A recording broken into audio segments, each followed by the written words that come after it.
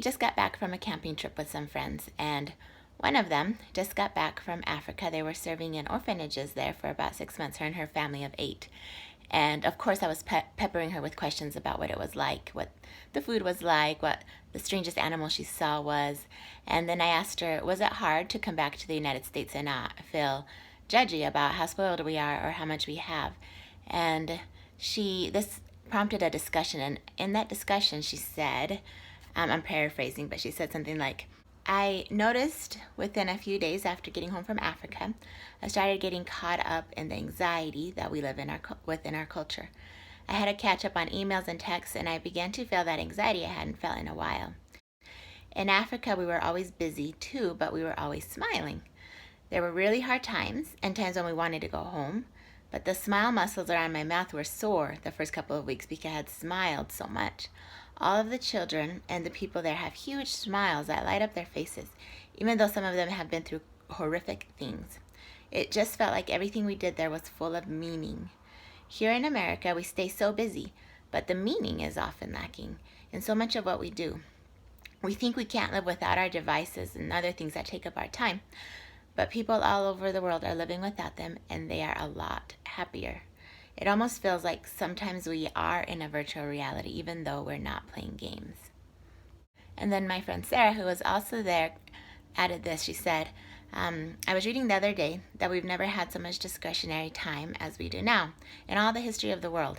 We have machines that wash our clothes, that do our dishes, clean our floor, that make our clothes, that heat our food. But what are we doing with that time?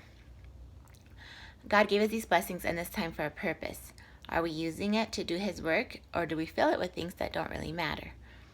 So I was thinking about these things, and I mentioned this conversation to my husband as we were driving home from a Pioneer Day concert. If you're not from Utah, Pioneer Day is a state holiday that we celebrate when the pioneers came into Utah to try to escape some persecution and to establish a community here.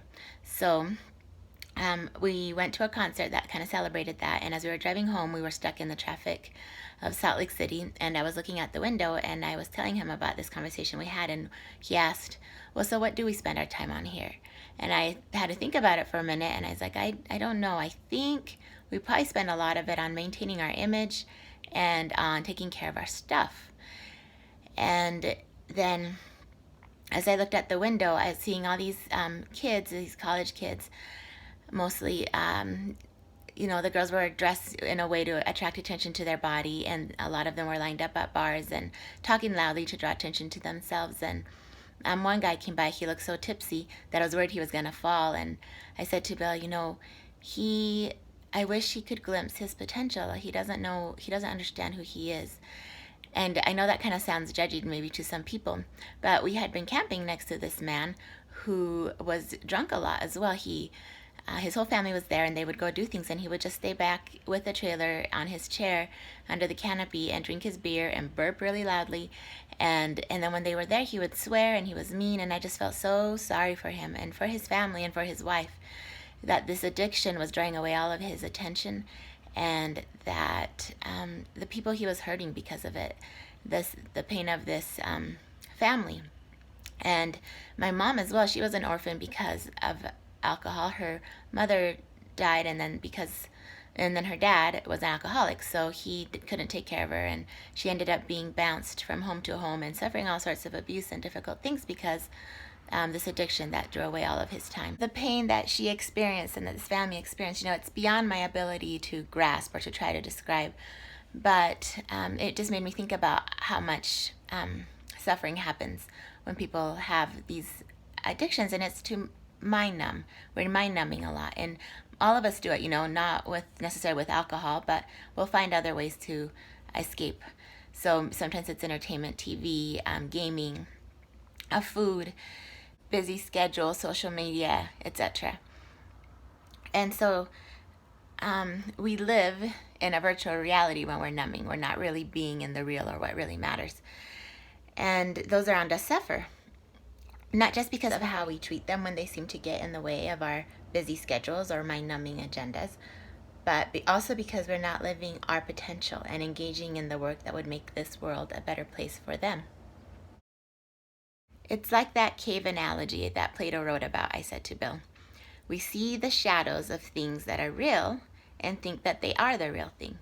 And even if someone walks out of the cave and comes back to tell us that they're only shadows, we won't believe them until we start to walk out of the cave ourselves and begin to see things as they really are. So how do we step into the light? How do we come out of that cave?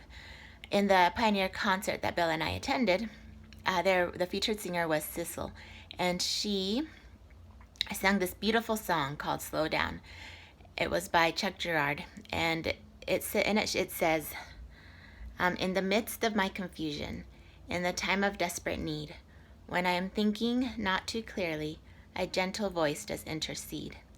In the time of tribulation, when I'm feeling so unsure, when things are pressing in about me, comes a gentle voice so still, so pure. Slow down, be still. Be still and wait on the Spirit of the Lord. Slow down and hear his voice and know that he is God. And then she said, to be able to hear that still voice in our hearts, we have to slow down. But then, what we hear, what we feel inside, often inspires us to get up and get going. That is exactly how we get out of the cave and begin to see what is real. We have to trust God enough to slow down, take that time, and then trust him enough to do what we feel to do. In my times of stillness, I am not pressed with a never-ending to-do list. Instead, I get simple thoughts about small and simple things I can do that lead to a life of meaning. My friend who went to serve in Africa with her family of 8 had no idea how they would raise the money to go, what they would do about their house, their dog, her husband's job, and the other many things that stood in their way. So you know what she did? First, she prayed that her family would also have the desire to go. And then one by one, miraculously, their hearts started to be opened and they started having this desire. And then they started doing the little things they could do. They started having these little concession stands at soccer games and movie nights, selling baked goods, selling pumpkins, doing fundraisers at Chick-fil-A. And then God magnified the quarters they made and put people and ideas in their way that took care of all of their obstacles. They recently returned from serving for 6 months in orphanages in Africa, and they're currently doing fundraisers to get out there again to what is real. They love the children and they want to be there to serve them more. Slow down and make the small changes that come to our heart. That's how we begin to live a life of meaning. They aren't always easy to make. Let go of our TV lineup. Get rid of the video games. Set time limits on devices. Make screen-free zones. Take away devices for a time. Stop buying sugar. Set a routine in our day that centers our life. Now set another. These are all thoughts that have come to me through my life and parenting at one time or another. Yours will be similar or different according to your family's needs. On this side, I try to share the principles I've learned as I've slowly started stepping into the light and begin to see what matters. I decided to put them into courses instead of just random blog posts so that they could build on each other as they did in my life. This website was also an idea that came to me when I slowed down and waited on God. Now, of course, we don't all have to go to Africa to live a life of meaning, though we can get there if we have that desire in our hearts through our small efforts. But there may be other places or people that God wants us to serve with the talents and the gifts that he has blessed us with. And like the pioneers, we get there being led, faithful step by faithful step, to that life of meaning. We just have to be willing and then take the next step.